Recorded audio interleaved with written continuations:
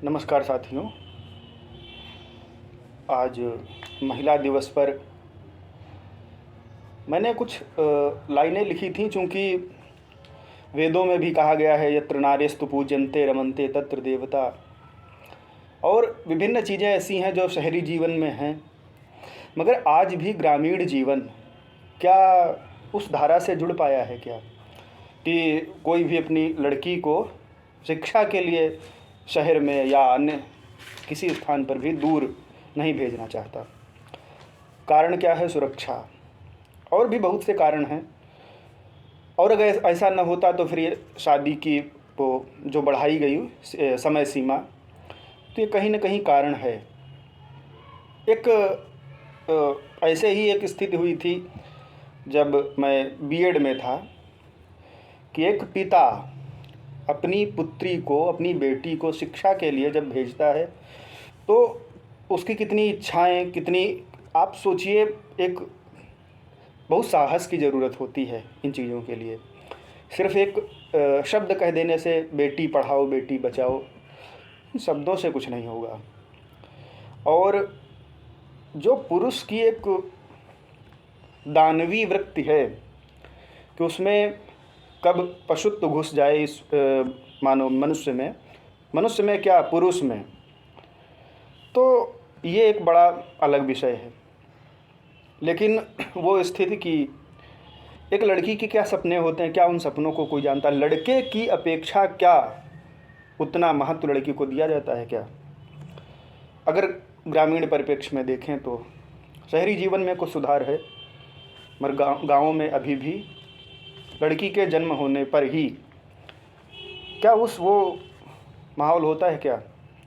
तो कुछ प्रश्न हैं। लेकिन फिर भी आप उस पिता को सोचिए जो पिता घर से लड़की को भेजता है पढ़ने के लिए। हम उस शक्ति को सभी तो प्रणाम करते हैं, लेकिन उस पिता को सबसे बड़ा, जिसने इतना साहस दिखाया, तो सबसे पहले तो उस पिता को वंदन है जो अपनी बच्ची को भेजता है बाहर पढ़ने के लिए।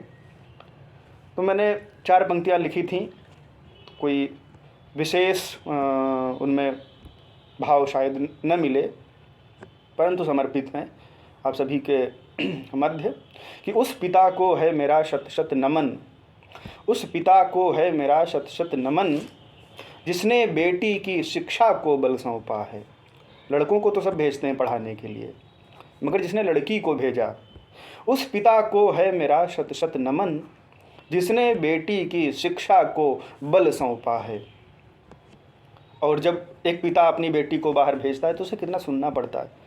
ग्रामीण जीवन में लोग क्या क्या बातें बोलते हैं, कितनी बातें सुनकर भ्रांत विचारों को, जो ये दूषित मानसिकता के लोग हैं, वो कैसी कैसी टीका टिप्पणियाँ भी करते हैं।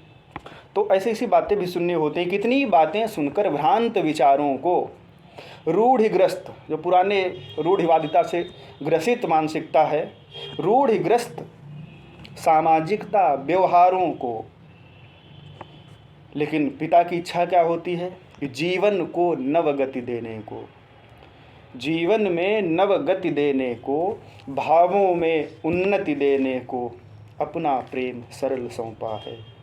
उस पिता को है मेरा शत शत नमन, जिसने बेटी की शिक्षा को बल सौंपा है। अब उसे कितना, सोचिए, वो कितना मेहनत करता है, शारीरिक और मानसिक दोनों। अपने सुख का परित्याग कर, रातों में भी जाग जाग कर, लेकिन उसके मन में सिर्फ एक बात चलती है, शक्ति कलम की बतला करके, नई रोशनी दिखला करके, उम्मीदों को अंतर मन से दृढ़ता का संबल सौंपा है, बेटी की शिक्षा को जिसने बल सौंपा है। आज वो पिता भी नमनीय है, वो पिता भी वंदनीय है, जिसने इस शक्ति को एक दिशा दी, एक नवीन धारा से जोड़ा। ऐसा पिता भी आज वंदनीय है। आप सभी का बहुत बहुत धन्यवाद, और नारी शक्ति को नमन। बहुत धन्यवाद।